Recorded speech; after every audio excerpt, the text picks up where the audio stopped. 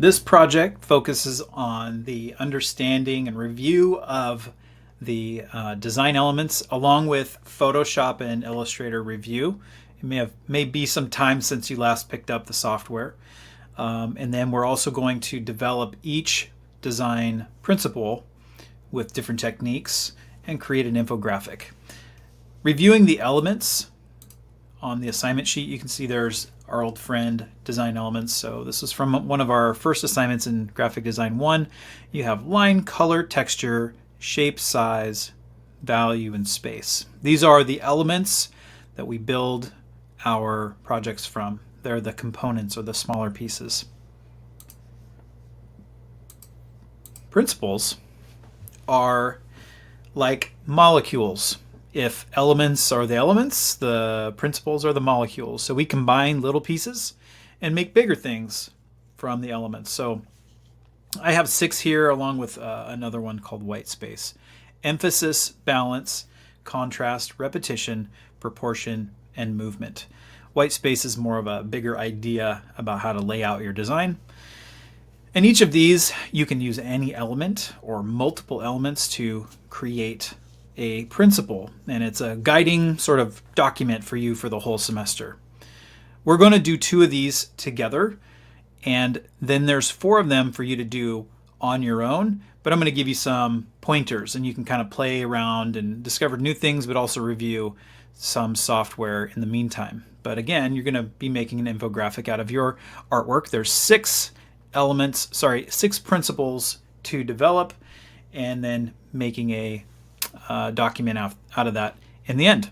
Time to learn about design elements and principles.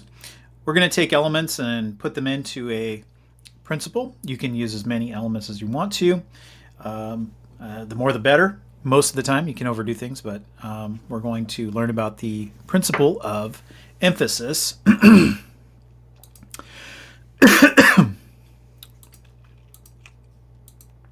3, 2, 1. All right, let's jump in. We're going to learn about the principle of emphasis. That is to establish a focal point in your design to prioritize information, guide the viewer's attention. So we want people to look in a certain place in our document, and that could be for a lot of reasons. You can use elements to design this principle and lead the viewer's eye through in lots of ways. If I pull up a Pinterest board or a Pinterest search on design principles and emphasis as my search, I can see lots of examples. I see, for example, this umbrella one. The red umbrella is standing out. It's drawing my eye because of the color difference. So that's using one element of a difference. I like these sorts of ones right here because they are using 2 elements. So this one's using color that is standing out amongst the background, and then also shapes are different too. It's a different sort of illustration that's standing in there. So lots of ways. I would encourage you to do your own searches. There's ways to use line and color and texture and form and value and all that sort of stuff to make this stand out. So we're going to create our own version of this. Let's jump into Photoshop. Might be a review, might be a while since you use this software, so this is meant to help you get to your legs underneath you again. I am on a Mac, so if I say Mac related things, there are some Macs in the room now, so that might apply to you, but most of you will be using the PCs. Also, my interface might look different. I'm using Photoshop 2511. Not sure what the classroom has, but we update it once a year, so we'll roll with it. Once you open it up, let's make a new file. And again, my interface might look differently. I'm going to type in design principles, and then I'm going to call this one emphasis. All right. This is the size I'm going to go with, 1,000 by 1,000 pixels, not inches. And then I might want to print this, so I'm going to use 300. So that's always good practice. Remember, you can always make things smaller. RGB color is a great working color mode. White background is what I'm going to work with, but you can choose what you got going there. Hit OK. Here's the tour again. If you didn't remember, left-hand side are tools. We have tabs that can open. Options up here. We have a menu. So if I go If I say go to the filter menu, that's up here. Right hand side is the panels. This is how I like to lay mine out. So remember, you can customize this stuff. I have layers and then colors up here. Properties will pop up once we start using adjustments and that sort of stuff. And then you have your canvas here. There is a new feature on Photoshop in the last year, and this is called the contextual taskbar. If you want this to be closed, you can close it right here, hide bar. It's there to help you. I'm getting used to it, but if you want to hide or show it, go to Window, and you can check that box right there and make it go away. Quick navigation reminder. We have tools, zoom and pan, so if you want to use those, you can. You also have some keyboard shortcuts to access those tools. Control plus and minus will zoom in and out, so just get yourself refreshed there. If you hold the space bar down, that will pan, or if you press the letter H or Z, you'll get the tools there. I would recommend, as a experienced designer, to start using some more advanced techniques. So let's try this together. Hold the space bar, and then you're going to press the control button. I'm on a Mac, so if I say command on a PC, that means control. Command control is another way I might say it. Hold also the command control button. Now you get your zoom. So you can scrubby zoom or click and zoom. Scrubby zoom's great. Let go of that command or control button, and then you have your pan option. By far the easiest way to work is holding the space bar down and then pressing the control button. So I'd recommend getting faster at this, learning more shortcuts as you go. Just get a little more efficient. We want to bring that image, we want to find an image and then bring it into Photoshop. So I'm going to go back to here, and I'm just going to use this umbrella idea, but you can use whatever you want to. So you can follow along with me, or you can do your own thing, which is what I'd recommend. As a experienced designer, you should be kind of branching out a little bit. I'm going to go to our old friend Unsplash, find a picture of umbrellas, because I just want to be boring. Umbrellas. And I'm going to find a picture that works for this. I want something to stand out. That one's already kind of done for me. I want to pick a photo with a bunch of umbrellas. So let's say I'm going to go with this one just for our demo. And right here, anytime you say download, don't hit the download button. Click the little caret and get the largest possible photo that you can. You can always make things smaller, get the most pixels that you can.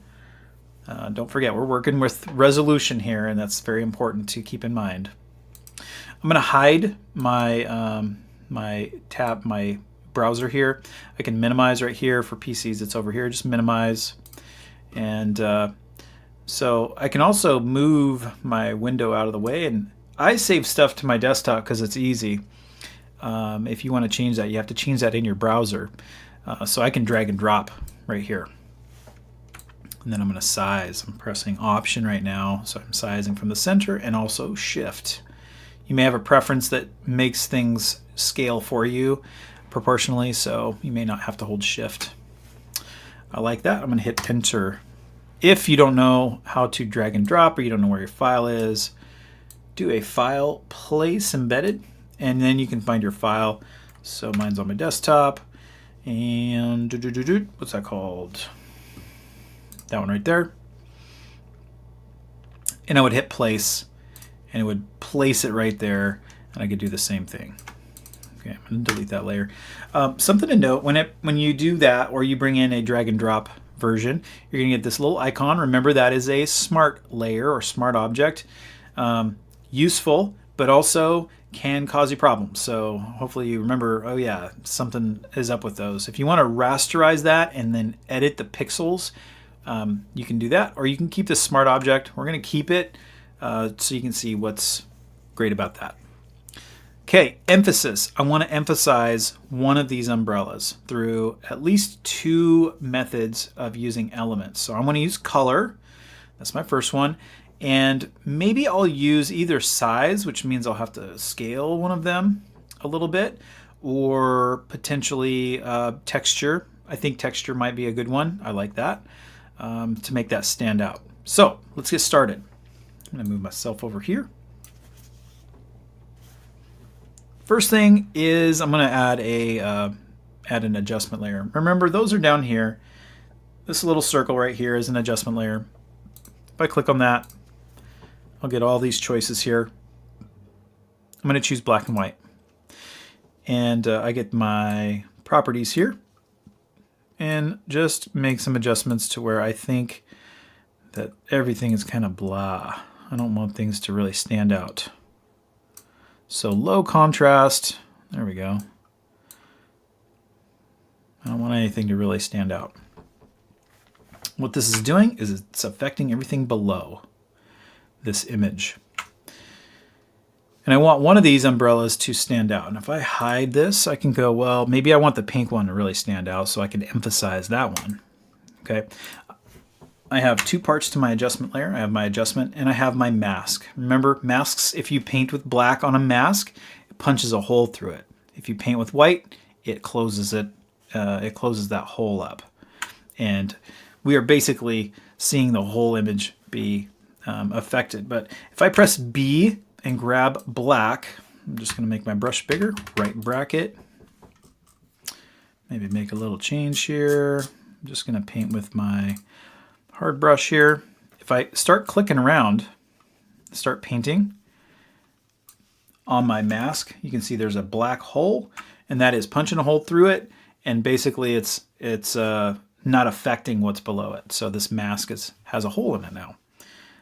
If I press X, if I press X and I paint with white, remember right here, over here we have our foreground background color. If you paint with white, it's covering that hole up and it's going to adjust the whole layer. So I'm just going to kind of fix this up a little bit. A little shortcut I like to use is click, shift, click. And that will draw straight lines. Ooh, that doesn't work. That will draw straight lines from each click to the other. So if I wanted to, I'm actually going to make my brush a little smaller. And I'm painting with white right now and kind of covering that hole up a little bit. X, we'll swap your colors again. Just going to clean this up a touch. I'm not being super accurate with this because it's training, but I'd encourage you to do your best. I don't want to see any blue. Great. We have accomplished emphasis through the use of one element. Okay. I'm going to do another thing that we didn't do in Graphic Design 1, and that is using a filter on a smart object. This is cool because you can undo them and go back in and edit them. This little icon, again, remember it is a smart object.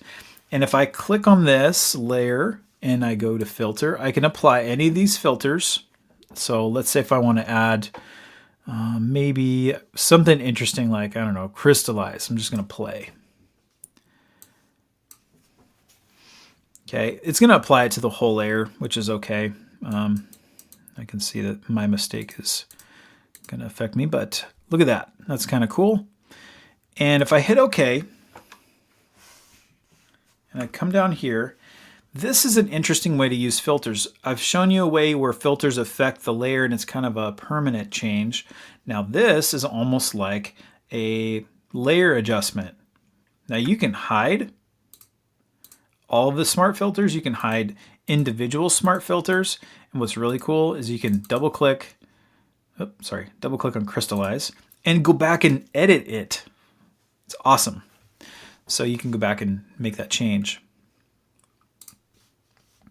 That looks pretty good. What I think I want to do is maybe also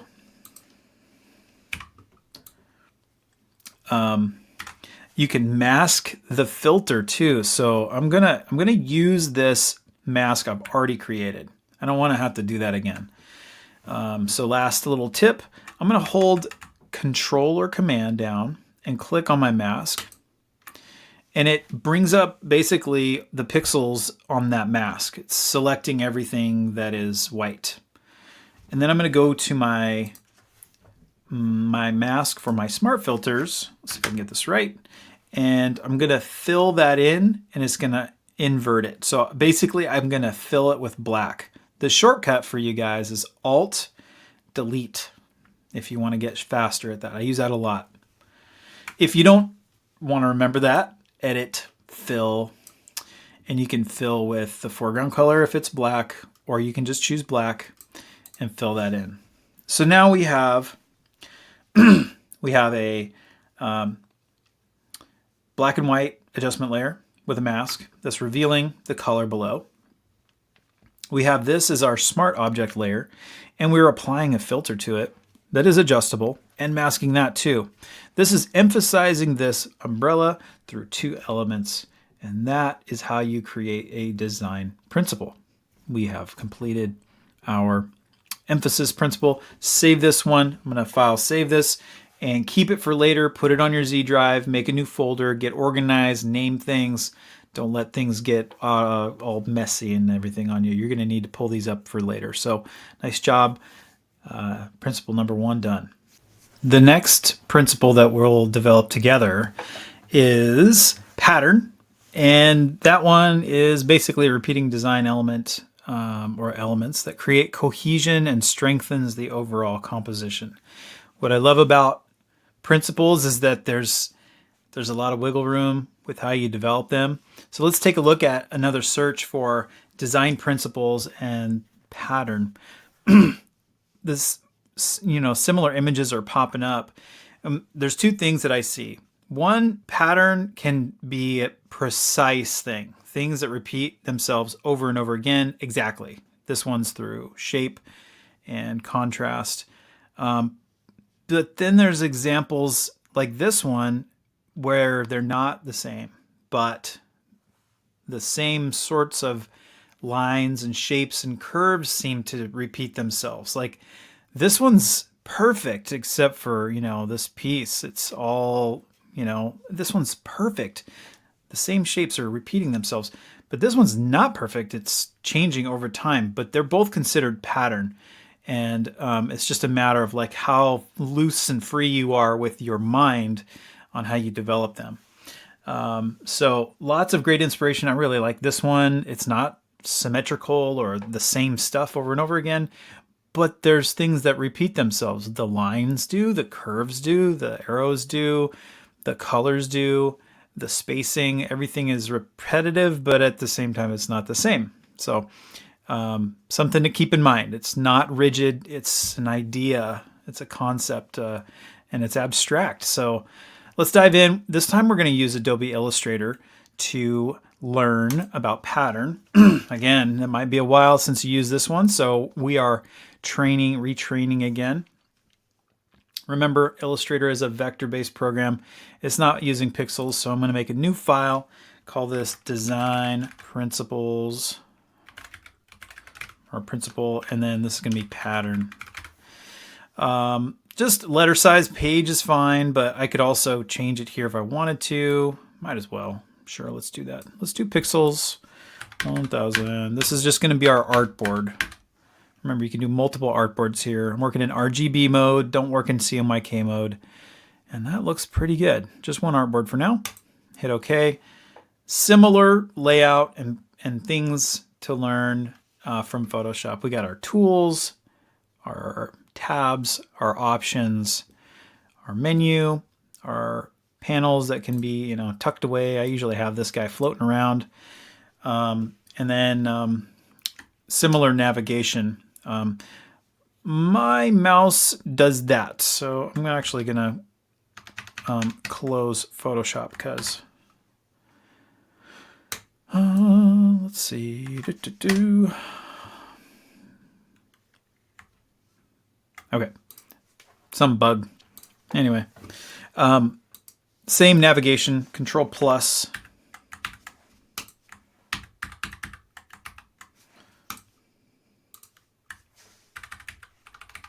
Oh, okay. It's not working on my machine. Should be Control plus or minus. And then pan is going to be the same way as well. So holding the space bar down or grabbing this tool here. I'm not sure sometimes they change the shortcuts, so we'll have to figure that one out. Same thing though, I'd recommend holding space bar down and then pressing the Command or Control button to have your scrubby zoom and then you can pan at the same time. Get away from scrolling on the sides. I see people doing that. None of that. And remember, Illustrator is a multi-artboard piece of software. This is one artboard. It's right in the middle of this workable dark area here outside. That light gray is a no-go zone. So this is our artboard. Control 0 will snap back to full size. Okay, we're creating pattern. And we got to figure out, like, well, what elements are we going to use in our pattern? And we're just making a pattern to get some practice, but pattern in your work might be a little more abstract or actually intentional or thoughtful. So this one's a great one to sort of think about and let your mind play with it. So we're going to create a pattern using Illustrator's pattern tool. But first we need some shapes. We need shape and we need color. So I'm going to use the blob brush. I love the blob brush right here. It's underneath the paintbrush tool. You can press Shift B, and it's a brush, so I can right bracket and make that brush bigger, or left bracket and smaller. Okay. And when I start painting, it's going to paint with black, but let's say if I wanted to paint with red, I would change my foreground, my stroke color, and it's going to work with that. The blob brush is a fill, though. It's kind of strange that it works like that, but that's how it works. When you repaint, it's going to continue that shape. So if I press Control Y to get in my outline mode, so it actually adds to that shape. It creates a really interesting sort of look. Okay, so that's how the blob brush works, and it creates a filled shape. So Shift B. I'm going to use my pen on this one, and it's cool to use a pen, and I would encourage you to use one of the 4 tablets in here with Illustrator.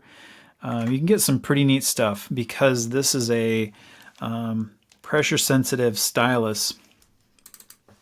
If I double click on the blob brush options, I have the option of using pressure, which this has pressure sensitive capabilities, and using the pressure of the pen and the variation of the size of my my stroke here. I can also smooth out my brush stroke if I want to, and do a couple of these other things. So if I wanted to, I could paint something. So I'm just going to paint some sort of abstract. And now we're back to, there we go. So I'm going to choose maybe this light yellow. So if I press really, really lightly, you can see that it has this variety. I don't know what I'm doing right now. I'm just making a thing. That looks kind of cool. Okay. I can use the pen the whole time if I want to. I actually prefer it anymore. It's taken me a long time to learn it, but I'm gonna save that for later. But I'm gonna group it. Right click, group, or Control G. It's a shortcut you need to learn. Control or Command G. Okay, so now we have a group. I can put that over here if I want to. Off to my next one. I'm going to deselect, choose a new color, maybe something that would go with that. So I'm going to choose some analogous color, which means similar, kind of close on the color wheel. Another warm color, maybe a red-orange. Blob brush again. And then this one, maybe something like that. Just something simple. Kind of get it sized down. I don't need to group that one because it's only one line. Let's do another one. I'm going to keep working with these sort of warm colors here. Red. So I'm using shape, I'm using color, I'm using line, I'm using almost a texture. So I want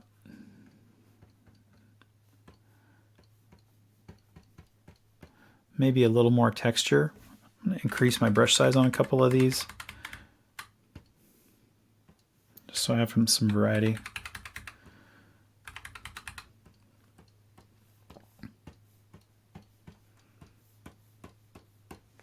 Okay, definitely going to group that. So Control Command G, move that over here. One more. Let's work with one more. I'm deselecting. Just make sure you deselect because otherwise you'll recolor things. I'll choose this pink here, Shift B. So now we need a third, or sorry, a fourth one. I wonder what this is. This one's going to be.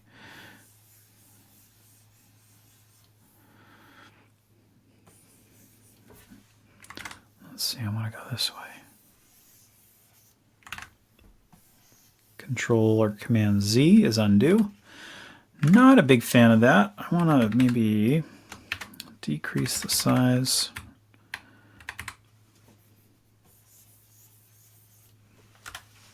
Okay, I can live with that. So now I have my fourth. Size that down a little bit. I'm going to keep working with my brush on this one. Tilt my screen just a touch so it's a little easier for me to work with. So I have 1, 2, 3, 4 different elements. They're made with color and shape and sort of texture. And now we're going to make our principle of pattern. I'm going to select them all, make them smaller, drag them onto my artboard, zoom in a little bit, and start arranging them. Maybe I want this to be smaller. Pressing R for rotate. Maybe I want that to fit right there. Maybe this guy's there, and maybe this one is there. I'm just going to make sort of a little composition with whatever pieces that you make. Something like that. Okay. Now I want those 4 things to repeat over and over again. Now this is a simple pattern because it's just going to be the same thing repeating over and over again. But as we saw, there's some kind of deeper ways to think of it. Select all of your elements, go to Object, Pattern, Make. Cool. And it makes a pattern for you. Also notice over here you have a little swatch. You have this pop-up that's saying, hey, what do you want to do with this? You can name it. It's going to name the swatch. You can tell it what kind of arrangement. What if I wanted to do hex? That's kind of cool. A little overlapping there, so I don't know if that's going to work. But not too bad. I actually don't mind that. Brick is a good one. Grid's a good one. I'm actually going to leave it here and see what happens. I might try some things. And then width, you can decrease or increase this. I'm just pressing my up and down arrow keys. If you want things to be a little tighter, press tab and then up and down arrow. You don't have to type a number. Up and down arrow. And then we can make more copies here if we want to through this. And this is just kind of a display. So I think I'm pretty happy with that. Okay, up here it says, what do you want to do? Save a copy, done. I just want to be done. So here are my original shapes. I can still use those, but I'm going to put those to the side, deselect and make a new shape. Let's say just a box. Press D for default. It's filled with white with a black stroke. And go to my color, swatches. I'm going to put that here. Yeah, I'll leave it there. Okay, swatches. So you have your swatch for your fill or your stroke. Whatever's in front is going to be filled. So I'm going to click on that. And then for my stroke, I'm just going to set that to none so I can just focus on this. So now you have a shape that's filled with your pattern.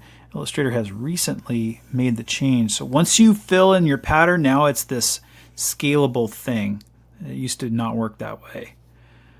You got some rounded corners. So then we can scale this thing down, and it scales everything down. Now if you want to edit the pattern, double click on the swatch, and you're back to the editor. And let's say if I wanted to make a change to one of the pieces of art there. If I wanted this to be a little more red. Okay, and look at that. Everything is updated in real time. Maybe I want that to be a little more on the orange side or brown or something like that. This one needs to be a little more yellow. I'm just going to shift things. This one needs to be a little more yellow. Maybe it's a little too. There we go. Okay, and then I'm done again. And now my pattern has been updated. So there you go. I've made a pattern through lots of different elements. Shape, line, texture, color. We used a lot of these. So now we have a pattern. It's a swatch, and you can use this technique wherever you can. Expand yourself on pattern. It's a very deep topic, and it doesn't have to be so uniform either. But there you go. There's principle number 2. Now you get to make your own. You got 4 to create your own infographic. We've done 2 together. I'm going to give you some suggestions, but I want you to explore some ideas on your own. We have these 4 right here: proportion, movement, balance, and contrast. And we'll go through them one at a time. I'll show you some samples, maybe some ideas of how you would maybe build these little icons or these tiles. And then you get some time to kind of figure it out. Proportion ensures the elements are appropriately sized relative to each other to maintain visual harmony. Here is a search that I did. A couple that stand out to me. This one here shows proportion that is not showing reality, but it's really showing how big things are versus how small things are. If you really wanted to emphasize that, we could absolutely do something like that. This is more illustration than graphic design, but it's part of graphic design. So if you would like to draw and you want to draw one, that could totally be an option. Here's another one right here. These posters are kind of cool. They're just a real basic sort of outline or sort of silhouette of buildings in New York.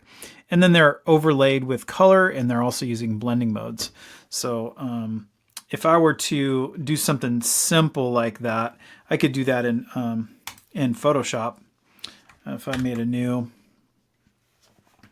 tile, I'm just going to call this test. And if I had, I could use the shape building tools. I could use the pen tool here, or I could just build a shape right here. I'm just going to use shape, fill. Maybe I'm going to use red for this one. I'm going to build a simple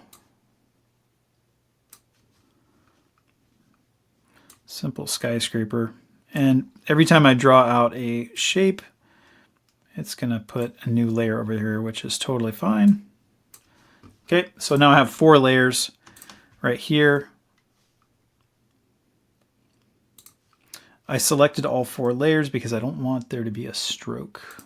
Get rid of that right there. Okay. So now I have this skyscraper, and I can merge these together.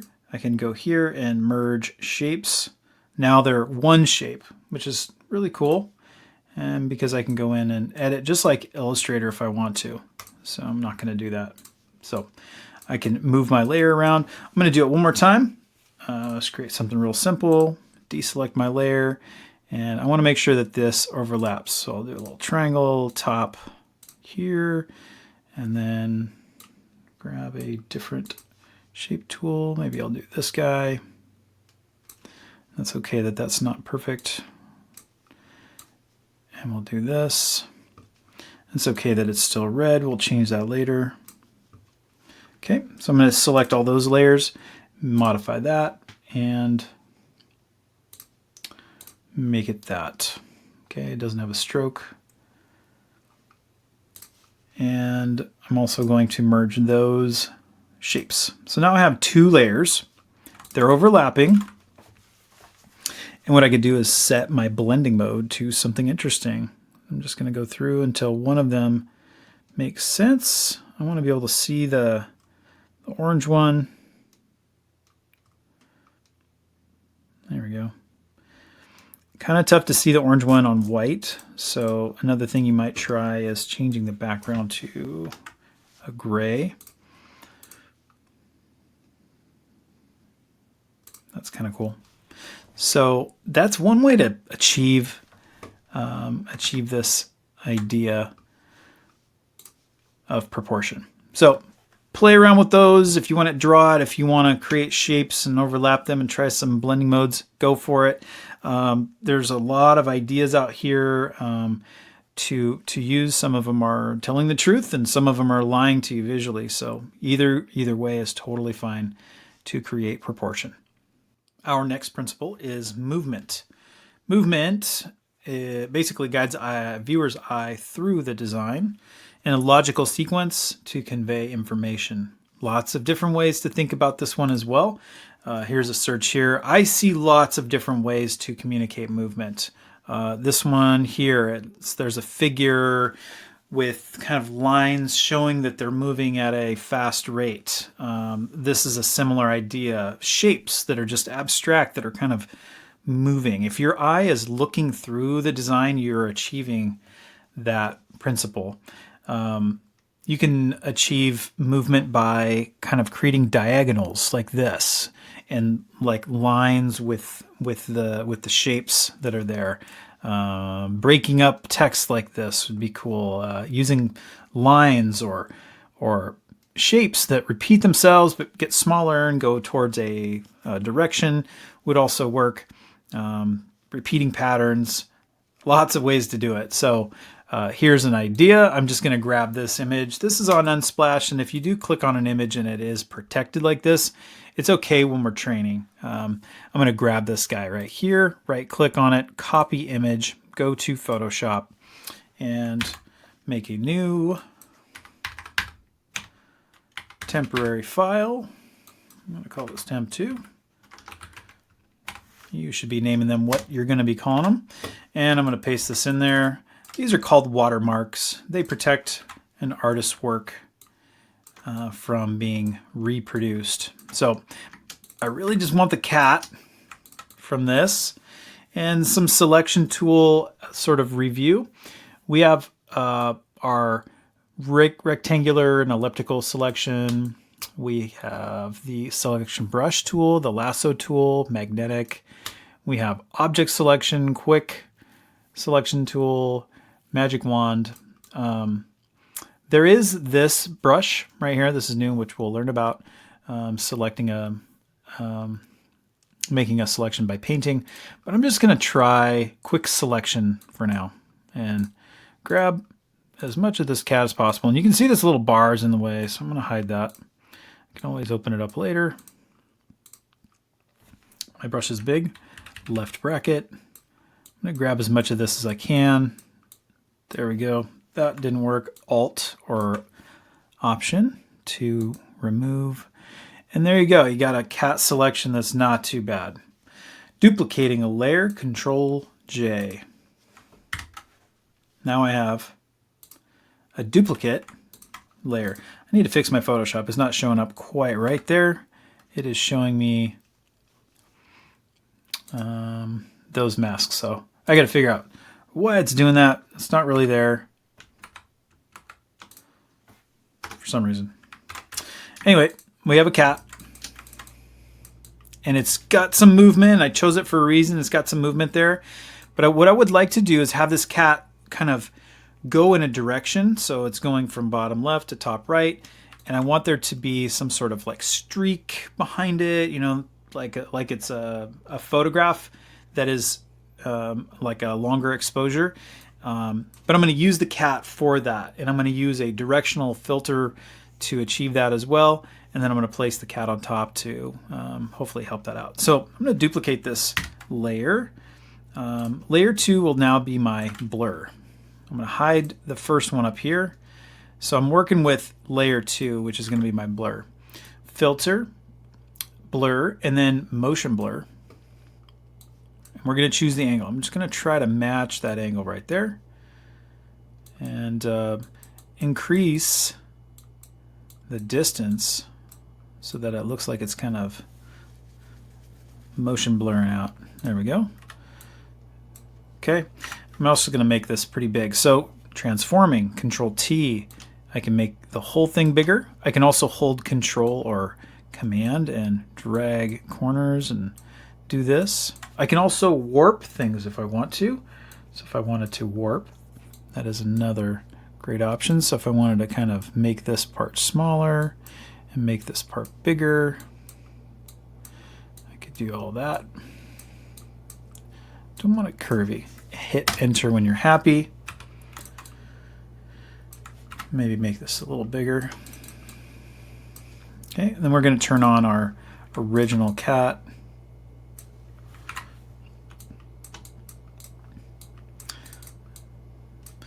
And then I can start duplicating and getting kind of creative with my movement here.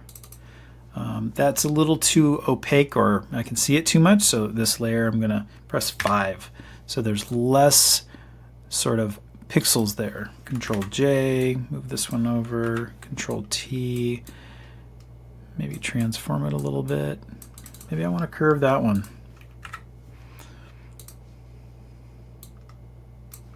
Maybe it's got some like curviness to it. Maybe this one does too. I'm holding Control and then clicking on the layer to pick that layer from the stack instead of going and trying to find it over there. Control click on the artwork and it'll show up for you. Just creating some variety. And I could keep working on this. I could maybe blur the back end of the cat. I'm just going to do that a little bit here. I'm going to use the blur tool over here. I haven't used that a whole lot. Right here, strength. I'm going to use, let's start with 50%. And I'm going to use my brush, my pen here, to see if I can get some blurring. So it's going to blur in the pixels right on top, which is totally fine. Another tool that I think I'll use is the smudge tool, and this one has, you got to practice with it a little bit and figure out the settings. Right now it's at 10%. Smudge is going to smear things, so if I wanted,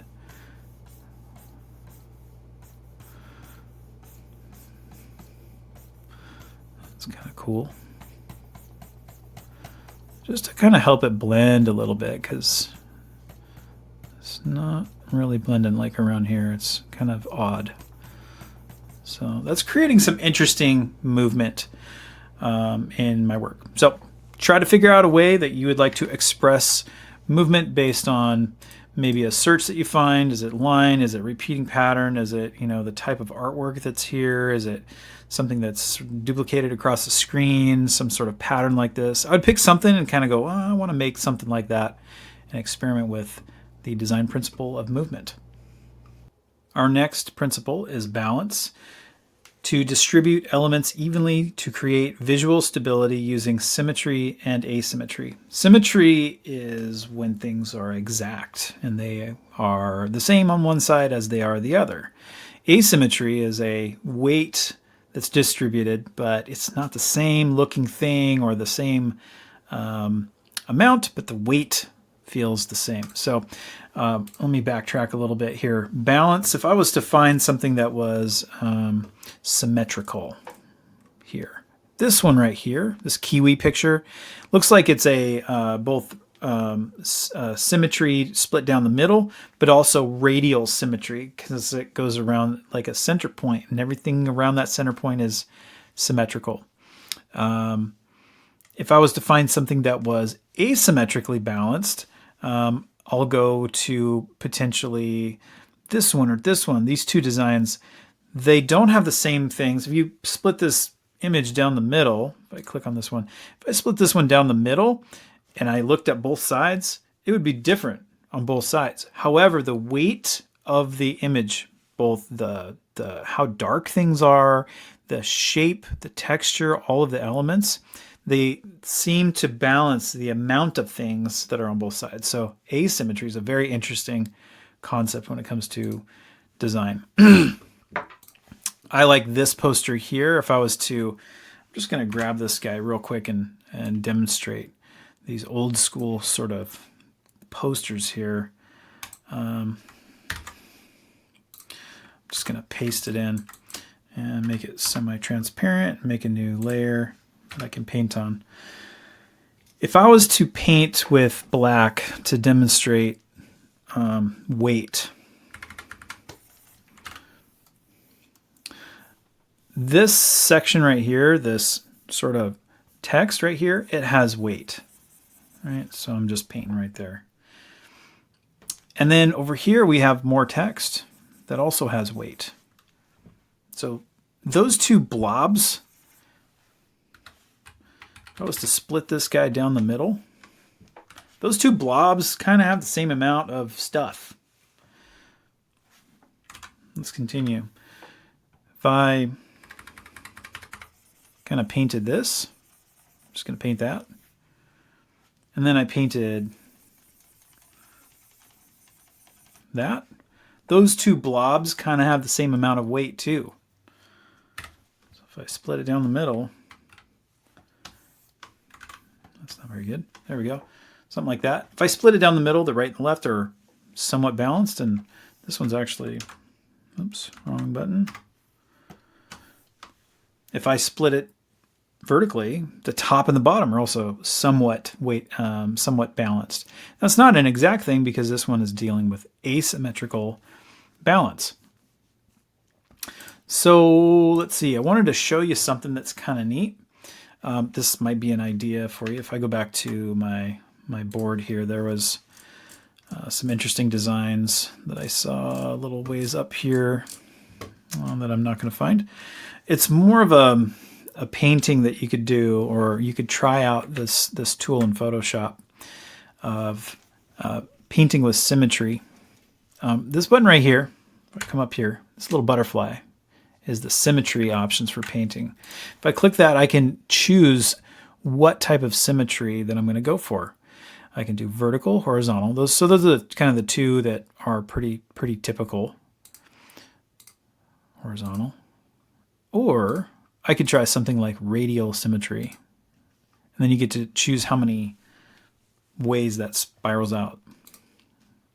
So you get this little guide here, and I like it. It's not going to print, it's just there. But if I paint,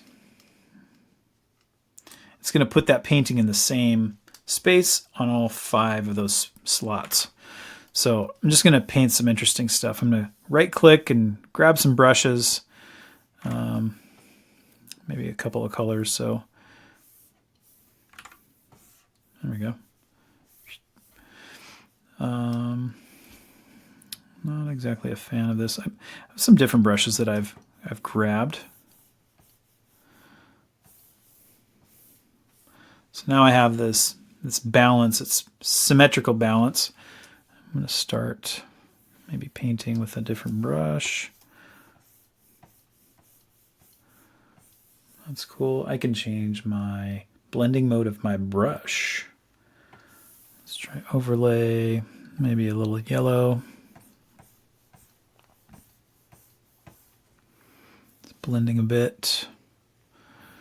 Maybe I'll throw a little purple in there. Different brush. I'm going to use some of these. These are available to download. If you go to your gear and go to get more brushes, we can usually get them. We can also import brushes. If you find them on the internet, you can import those. Oh, there's some tools it doesn't like. Okay, it likes that one.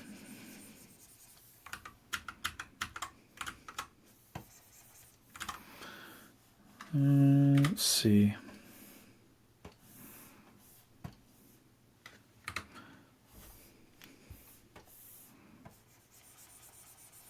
There we go. So we're working with overlay right now, and that's interesting because it's painting this. If I change my color or change my blending mode, that's cool.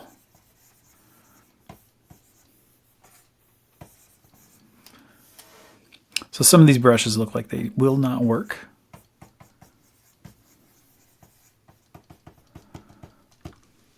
Cool. So now you have this piece of art that you've created pretty fast. It has symmetry, it has balance. It's a bit symmetrical, but it's also asymmetrical. So you could try something like that. You could also play around with asymmetrical balance where, you know, like this one here, it's not symmetrical. There's a little weight here, but then there's these pieces that kind of spiral out, but also balance out the image. So up to you to experiment with what kind of balance to show, but that is your next principle of balance.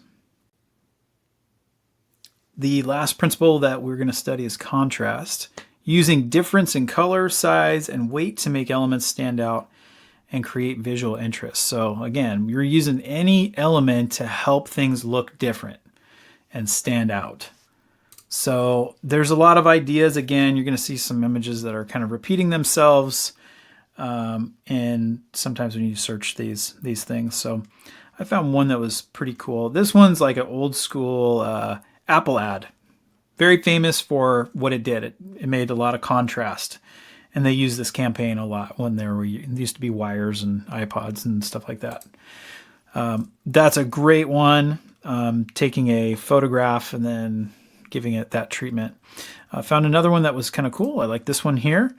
Using shape and color and size, the three things right there to create that difference. So if I hop over into Illustrator and I create a shape. So a little review on Illustrator. So you got your shape tool. I'm just going to use my my rectangle tool here. And then I want to create a triangle. And there's no triangle, so if I use my star tool and go down 3, I can do that. They have this little new tool here to help the radius.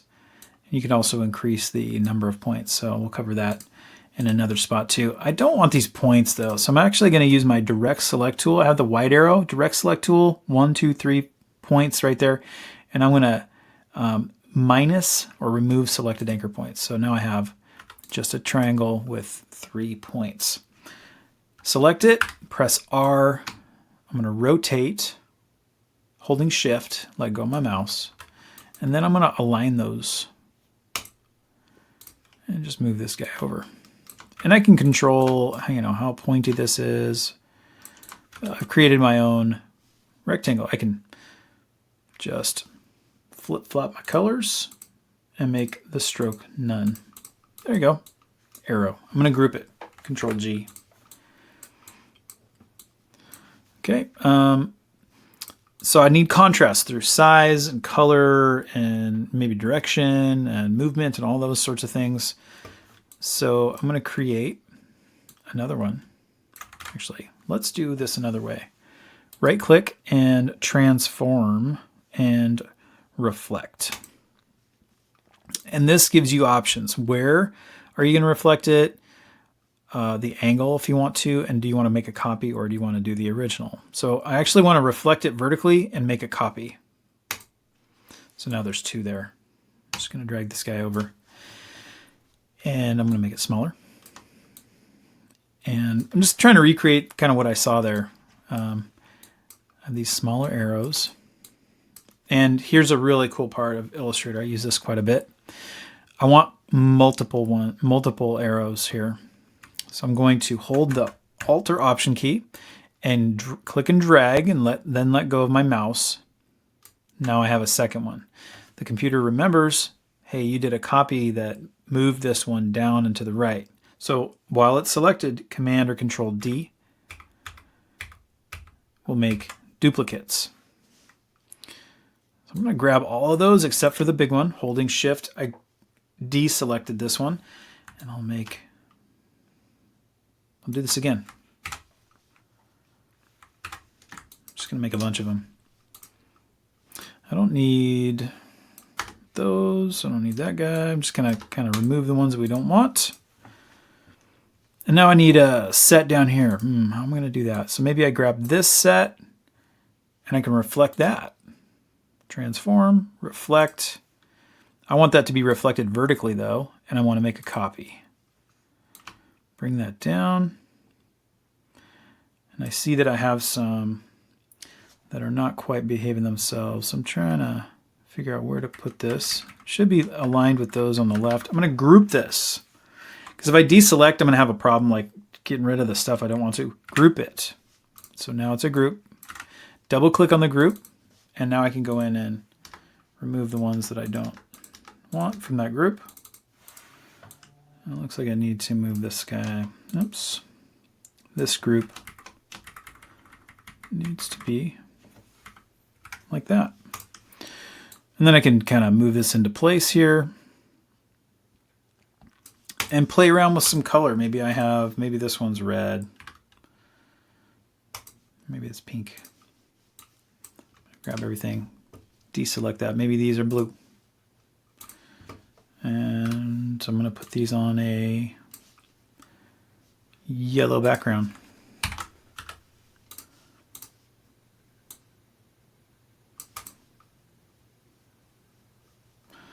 Looks like I would need another row. I'm just going to grab these, Alt drag, bring those down there so I have some balance. That looks better to me.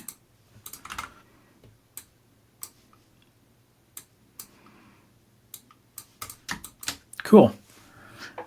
So that's creating some difference there in with color, with size, and with direction. Lots of different elements are being used there. And one more thing, this artboard right here is not the size of my art. I can go to Object, Artboards, and then Fit to Artwork Bounds, and now my artboard is exactly, oops, my artboard is exactly that big. Very helpful shortcut. So save that one. You're all done with your elements. Unless you want to try something different. There's a lot of ways to show contrast, so experiment with it. You don't have to use Illustrator for this one. Use any design app for any of the elements or the principles, and just try to focus on the meaning and create something a little bit original would be great. The final step is to assemble all of our principles into an infographic in Adobe InDesign. I want you to have a little bit of a refresh on that as well. But first, let's cover some requirements and then some ideas. So we're going to lay out our infographic using 0.25 margins. We are going to make sure that we study and display hierarchy, and also that we demonstrate white space. So I'm going to review hierarchy, and then I'm going to talk about white space. This should be on an 8.5 by 11 document. Hierarchy, if I'm looking at my document here, is the way that I help you go through it and realize what's important and what's less important and what's the least important. Everything's important here, but if you make it all the same size, nobody will know. So in this document, Project 1 Design Principles, that is like the first thing I want you to look at. That's the headline, the title, the most important thing. And then probably the next thing is these numbers, like this visual cue of like, oh, okay, I can go down here and go through my steps. There's also hierarchy here. I have a subtitle and then body copy here. And even further down, I have smaller font size here. So there's this 4 or 5 hierarchy step sort of system. I want you to use that in your document. The next idea is white space. So this is this is on the poster here for our principles. So white space, allow empty space around elements to provide visual clarity and organization. Understanding and applying these principles will elevate the quality of your design work and help you communicate effectively to your audience. White space doesn't have to be white, so it's just blank space around your design to help people navigate through your document or whatever you're making. So it can be really whatever color. It could be your background. It's important because it helps group ideas and elements. So this right here, this is an ad for a mafia-free company. This photo over here is not really part of the white space here, but once we get into the text and copy, so we have a lot of empty space around this headline, and that helps isolate this idea. Okay, people are going to look at this probably first or second. And then down here, this little body copy right here is all alone, and that's okay. The space right here is good. It helps people group them. And then finally you have a logo. So this is white space. Even though it's not white, it's blank space. That is good. So I want you to think about that. How do you help people navigate through your doc? All right, let's jump in. I'm in InDesign. I'm going to go for print, letter, and then I'm going to change this to inches so I can understand it. And this is going to be my design principle info graphic. One page. I don't want it to be facing. I'm not making a booklet. And then margins, there's a requirement of 1/4 inch. We don't need a bleed here, so we're not going to print off the document or trim it or anything like that. So we can hit create. And it should look something like that. Okay. Same navigation. We do have Scrubby Zoom, hopefully on a PC. I'm Scrubby Zooming on my Mac, so hopefully that is there for you. That's one thing that they added, which is really nice. You know, we got the same sort of tool set. It pops up with a ruler. Not a lot of options right here, but if we go to Essentials Classic, those will pop up. Same with any of the programs. You get your menu, panels over here, the usual. Navigation's the same, Control plus and minus, space bar, hold the space bar, and then Command and Control, and then you can Scrubby Zoom. So thankfully Scrubby Zoom is here. All right, I'm gonna go to my desktop real quick. This is my artwork that I made. I have 4 Photoshop files and 2 Illustrator files. InDesign can handle that. I'm gonna group them and put them on my Z drive. I'm not at school right now, so I can't demo that, but on a Mac you can group folder, you can group things in a folder, and I'm going to call this Design Principles. Nope, can't use that name because I already have it. It's my video folder. Okay.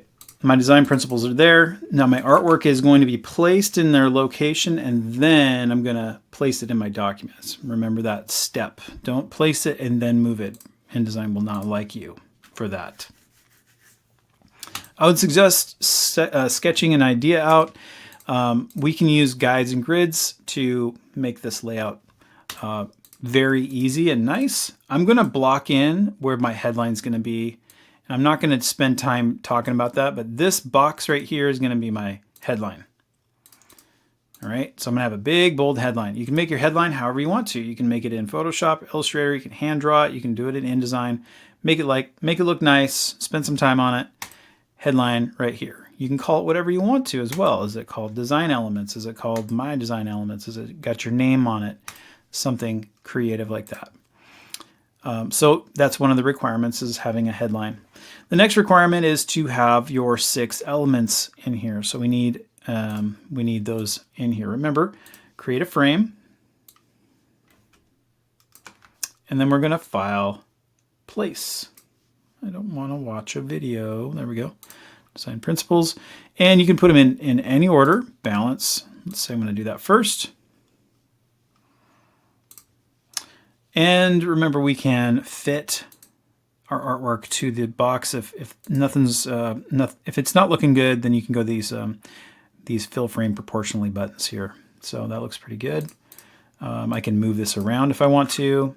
I can resize. This is the best way to do it. Right here, it resizes the whole frame. And remember, if you click on the middle, you're going to get this amber frame. I'm just going to exaggerate that. That is the artwork inside. Watch out for that. It can be sized separately, and you're working on really cropping now. So these frames can be used as a cropping sort of mechanism. I'm going to undo out of that.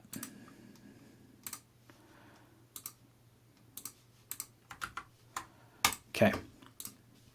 If you don't want to see these frames, that is found under View, Extra, Hide Frame Edges. I don't like them there. Okay, so that's another requirement. I would have 6 of those, and I'm going to use my guides to help me align things. So that's going to be the top of my other element. I'm probably going to go maybe 1, 2, 3, so I might need to switch things down. I'm also going to place a title, so that's going to be the top of my title there, and then I'm also going to place some my definition of what the principle is. That can be found in the assignment. So I'll do a little mock-up here. This is going to be my title for this. This is balance. I'm just going to make a box for now. And then I'm going to make another box of where my definition is going to be. Something like that. Maybe you align them to the left or so. And again, these boxes are just placeholders for where my text is going to be and how I'm going to lay this out. I can start to see that I'm running out of room already, so I'm probably going to need to make these smaller. So that might take a little bit of doing to get it right. So again, making sure if you press W, you'll get rid of all the guides and everything, and you'll clean it up, and make sure that you're giving this white space. So there's space around things for people to find groups. So like these two things will be together. They don't need to be right on top of this. I need to be able to explore around this and kind of wind around this and then go, okay, I want to read that. That's white space. It doesn't have to be crammed in there. Also, hierarchy. What order am I reading it? It should be probably headline, sample, subheadline, definition. Those should be 4 different sizes, maybe different colors as well, to help people understand the order. And also make sure that you have guides and you are using margins, 0.25 inch margins, so that this can be printed, and then it's got a nice white border around the outside. When you're done, you're going to make a PDF. Reminder, that is file, export, and you can export a PDF for print.